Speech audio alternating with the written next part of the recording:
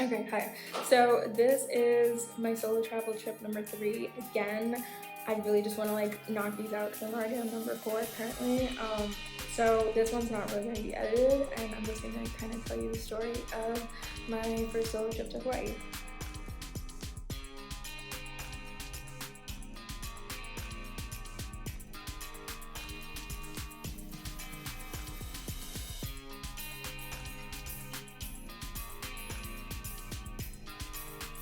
So when I was 18, I did not want to go to college. Gonna be totally honest with you. I wanted to drop out and I wanted to move to Hawaii. And by senior year, it was like, oh my god, I finally did it. So when it was over the pandemic, I bought a really cheap ticket to Hawaii, and I just bought it like really far in advance. And so at some point, they ended up emailing me saying like the original dates that I had planned, the flight got moved or whatever. So I called them and I was like, can we like change it? But like it was so like deep into the pandemic at that point in time that they were like, oh, if you want to change the dates, you're gonna have to pay. So it was like $1,000 or something to change the dates to my birthday. So I was like, okay, I'm not gonna change it to my birthday. And so I was like, what can I change it to? And so they gave me like this random time in September, and they were like, if you change it, it's like $20. So I was like, all right, let's do it. So I did it. And I had just gone to school. This was like, it was perfectly executed now looking back on it, because this was such an important trip for me. But at the time, I had just gotten out of a committed relationship that I'd been in for like 2 years. I was in my senior year of college, and I had like just gone to go see my ex the night before and whatever, and I just woke up in Hawaii, and I was sad, if I'm gonna be honest with you. Like I had gone through so much. I wasn't really like talking to my family either, and I had gone through so much, and it was like the end of the pandemic. We were moving back, so many changes, and I remember I got to Hawaii and I rented my car. I got a Jeep, and I've always wanted to be a Jeep girl. Always. So I got a Jeep Cherokee, and I remember the first song that came on once I went inside was Big Girls Don't Cry by Fergie, and I just started bawling. I had to leave the gate and everything, and I'm like sitting there like, like as I'm leaving that poor man, and I just like go on my phone and I type in like the closest beach to me, and I just drive. It was like 10 minutes away, so I just go. And I get to the beach and I sit there, and I have these books with me, and I have like my luggage is in the car and whatever, and I just like, I don't even check into my Airbnb. I just go straight to the beach and I take my book with me. I think I even went in jeans. Like, I just go. I'm sitting on the beach and I'm kind of just like thinking about everything and like all the changes that I'm going through, and all the lessons that I'm learning. And you know, everybody, I don't know if it's everybody, but I've learned that a lot of people kind of like go through one specific breakup in their 20s that like really changes things for them. So that was that breakup for me. And I was kind of just like sitting at the beach, contemplating, thinking, figuring out what I was gonna do next, because the plans that I've had for myself completely changed. So I was just sitting there and I was watching the locals just kind of play in the water and stuff. And Hawaii has this rule, right, about how the water kind of has like a mind of its own. So I was definitely, I'm not about to say surfing lessons. I'm from Florida, but that was something different. Like the waves out there were different. And I get up right? Like I'm getting up and I'm getting ready to leave. I'm getting like my books and stuff. I'm packing up. And the second that I turned my back to the ocean, the biggest wave that came, I'd probably been there for like an hour. The biggest wave that had come in the past hour came and it took all my stuff. It took my book, it took my tripod, it took my phone, it took like everything. And like the locals are like sitting next to me like laughing because you're not supposed to turn your back to the ocean, but I was just going to like pick up my stuff and it's like it takes my shoes, like I'm running into the ocean to try and get my shoe and I get it all back, right? But my phone had probably been in like this much water. It was probably like 15. My phone is not working. Not working. I just landed in Hawaii. My phone is not working. So I'm like, okay, I have like the 11, so it's not waterproof, water resistant apparently. And I've gotten it wet a couple times or whatever, you know, it just tells you like, oh, like there's some water in the port, just give it a little bit. So I'm like, all right, I'll give it like an hour or two. And I go get some shave ice by this like famous place that happens to be literally right across the water. So I'm going, it was delicious. I never had shave ice like that ever before. It was delicious. I'm chilling, you know, I got my little like mochi balls on it or whatever. Just kind of like enjoying my time. And I'm like, I don't really know what to do because I can't access my phone. I had emailed a bunch of like hotels and like restaurants because I work with like this agency in New York. So because I have that type of pull, I guess, I can work with the restaurants and stuff, and so sometimes they'll like let me stay there for free, or like if I do like a rating or something there, then they'll let me come by for free. So I had a bunch of places that I was supposed to be visiting, and I had my B&B that I was supposed to be checking into, and I was like, okay, I don't really know what I'm supposed to be doing right now, but like I have a lot of faith in the universe, right? I just saw a fly. If you're spiritual, that means that like somebody is watching you, so somebody's probably watching you, I know. Anyway, I'm like, what do? I don't have my phone, which is very uncommon. Haven't not had my phone in a really long time. This was like when everything kind of like really changed for me. And I realized that I've been so reliant on my phone that I was literally sitting in a whole other state, and I was like, I don't know what to do. What did people do before iPhones? And so I'm like, okay, people just drove, I guess, or like they used maps. And I started like reading the road signs, and I'm like, okay, I'm in this town, right? I think it was like Hialeah, I want to say, and then there was like Hilo, and there was Lithuania. I don't know if I'm pronouncing it right. I hope I'm not butchering it. I'm just driving around. I just get back in the Jeep and I just start driving around, and I don't know where I'm going. I just drive by the ocean. I ended up finding a park. I ended up finding a shave ice place. And I hit a dead end when you come back around. Kept driving towards the airport, and then I was like, okay, what happens if I take a right? Like, what's gonna be down there? So I take a right, and I find like a Target and a Walmart and stuff. So I'm like, okay, like, you know, we got a little something, so maybe we can find an Apple store. So I just keep driving, and I don't find an Apple store. I find a bunch of other stuff. I'm trying to think what was in that direction. There was one particular building that like really stuck out to me. And it was like an abandoned building on this large strip of road past the Target. And it had "We're Not American" spray painted on it.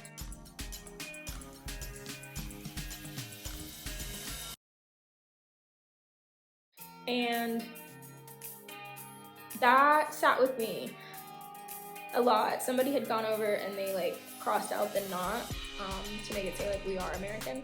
That sat with me a lot, especially as like a Black person, and just like understanding how colonization has affected the world, and like knowing a little bit at the time. I knew like a little bit about Hawaii's colonization story,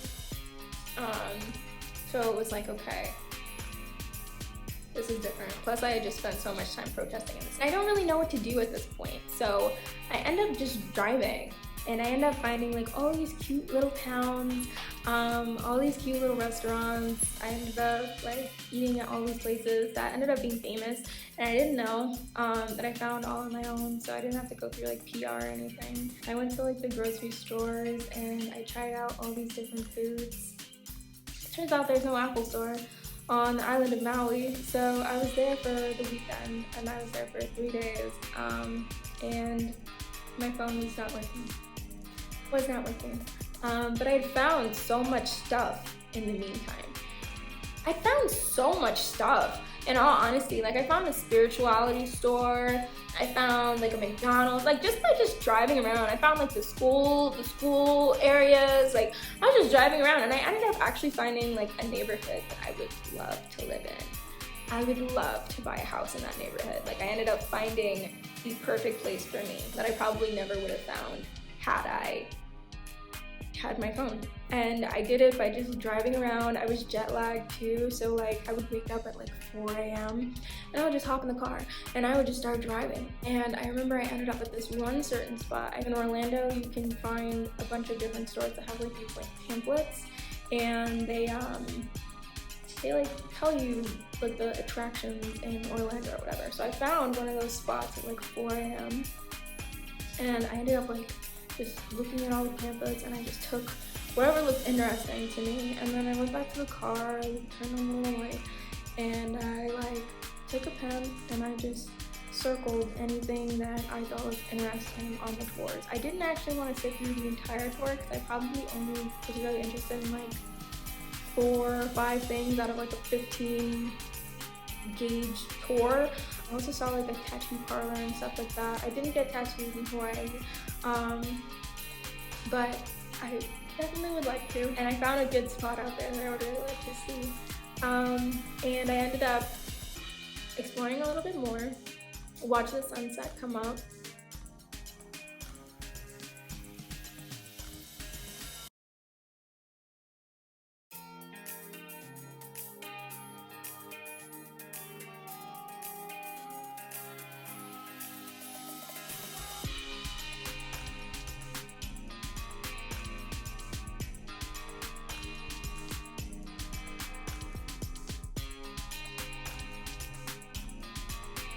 I have it on my Instagram as well for my Hawai'i weekend, and I went to go to get breakfast.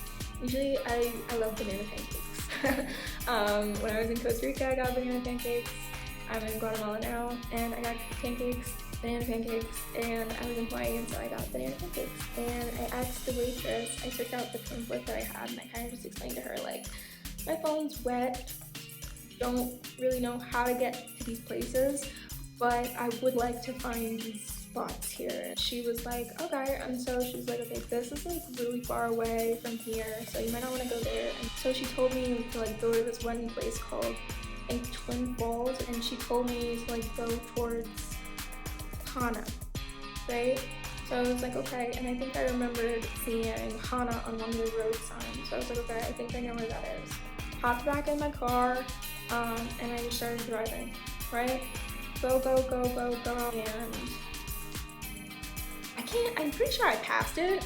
I'm pretty sure I did. I like got to this like overlooked cliff area, right, where I just saw like a bunch of people, and so I went over, hopped out the car, and I showed them the pamphlet, and I was like, I'm trying to find the Twin Falls, and they were like, oh yeah, like just keep going. So I hop back in the car and I just keep going, and I'm listening to music, like blasting it. It's just me in the car, so I'm just like blasting music, driving, whatever. I finally find it. Another picture of me there. It's the waterfall that I'm at on my Instagram. It was cool. It was interesting. Went to my first waterfall, but again, not really like super keen on like the rivery waterfall areas, just because you have to have like water shoes for those areas. Didn't know that. Didn't have any, so I didn't really go like in, but it was nice to just like watch and just be a part of.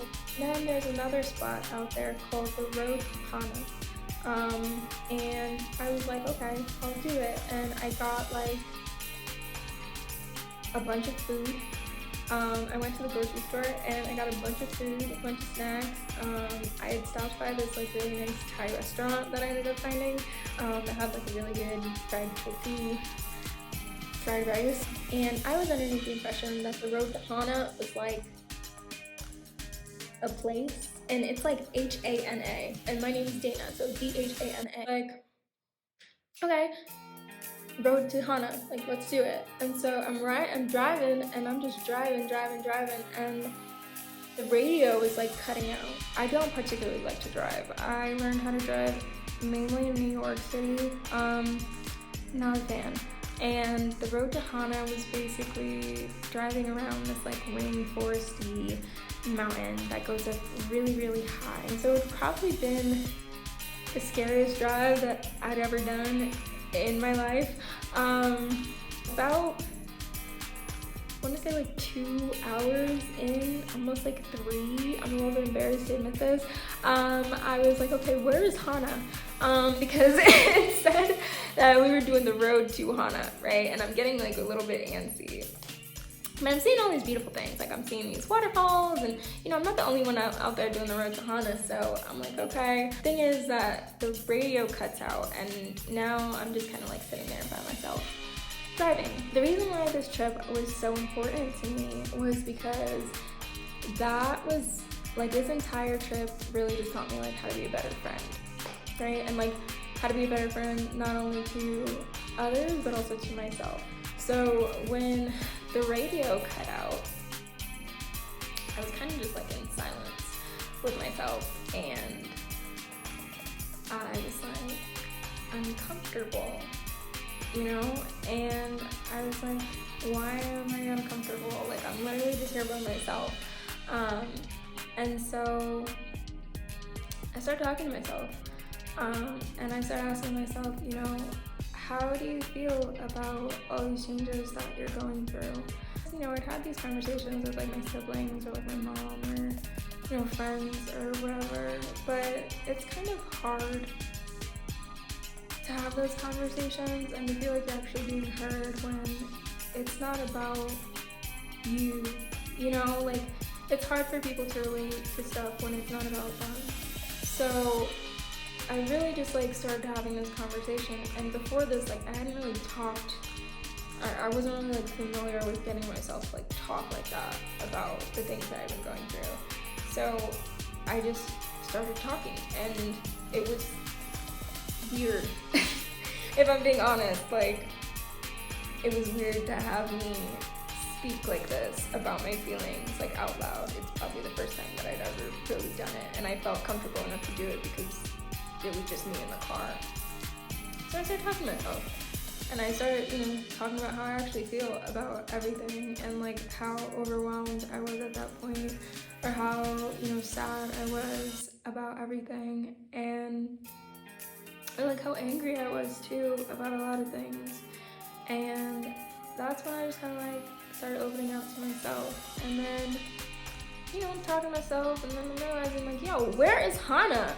You know, like we've been driving for a while, so I spot this smoothie shack on the side of this mountain, and I stop and I pull over, and inside are like these 2 teenagers, and I'm like, where is Hana? And then they start laughing, and they're like, there is no like Hana, like there is no place to Hana. It's basically like you drive around this mountain, and then eventually you just like start driving around the mountain again. And so I was like, oh my god, I was just gonna keep going. And they're like, yeah, but there's like a black sand beach, there was a like red sand beach, and they're like, if you keep going, like if you go back, you passed it already, but if you go back, you'll be able to see it. And so I go, I stop by the black sand beach, I stop by the red sand beach, and I noticed that, I hope this doesn't come out like wrong, but Hawaiians don't particularly like tourists, and that's something that I noticed after growing up in Florida and also growing up in New York. We deal with a lot of tourists in both of those states, and I noticed that the Hawaiians are a little bit like hostile towards tourists. And so that's when I kind of just like started opening my eyes a little bit more, and I was kind of like, am I being a colonizer right now? So I left. Like I stopped by the 2 beaches, the sun was starting to go down,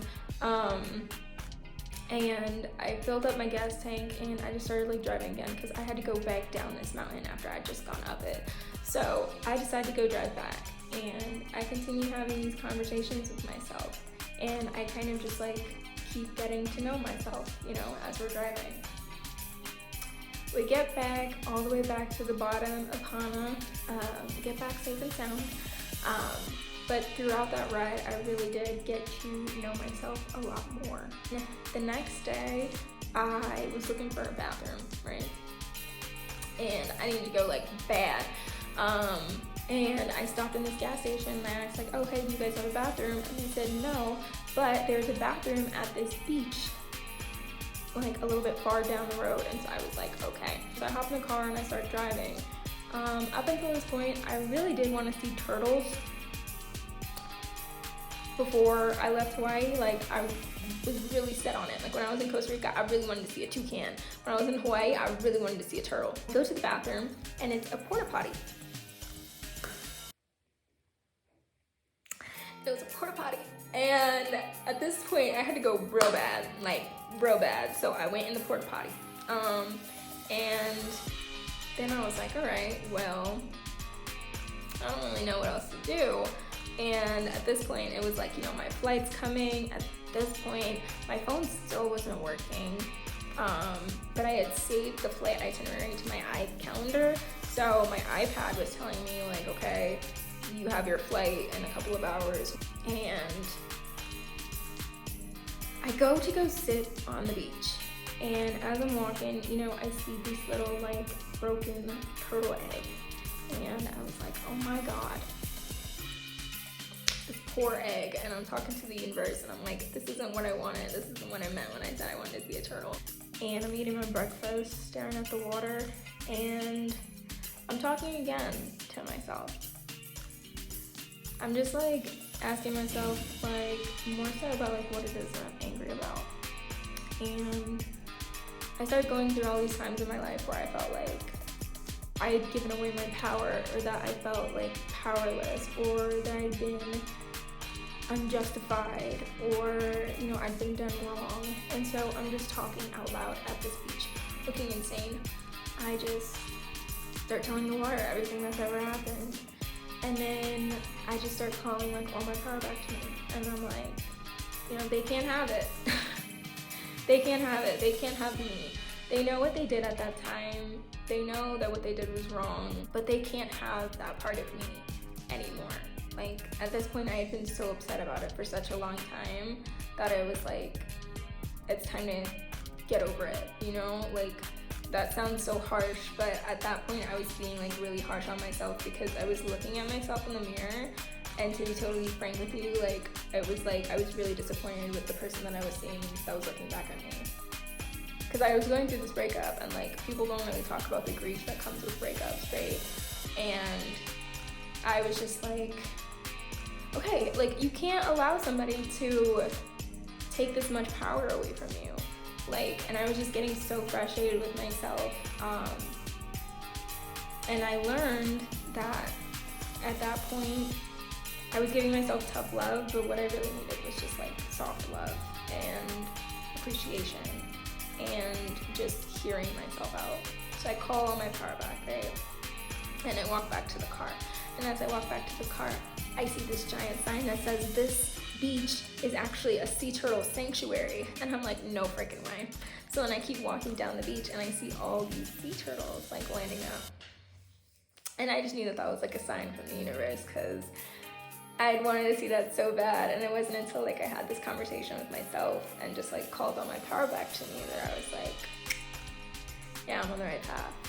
And so I went back to school, and as I'm on my way back to New York, I'd already gotten on the flight to Hawaii to Texas. Oh yeah, I had like this layover in Texas, and I ended up going to the Van Gogh Museum. That's also on my Instagram, in Houston. It was great. I love Vincent Van Gogh. And I was on the train, and my phone had been on, but it had also been off this entire time, right? So it was starting to work, but not really. It was kind of like flickering. So I was putting it into the charging port, and I finally got my phone to work for like longer than 45 seconds. And I went to go check Instagram. And when I checked Instagram, the first thing that I saw was that a friend of mine had passed away. He had passed away, I think, on the first day of my trip when I first got my phone wet. And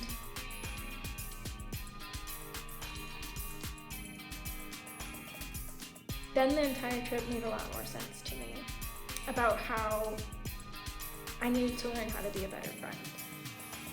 So I'm gonna link my podcast down below. I'm starting a podcast as well.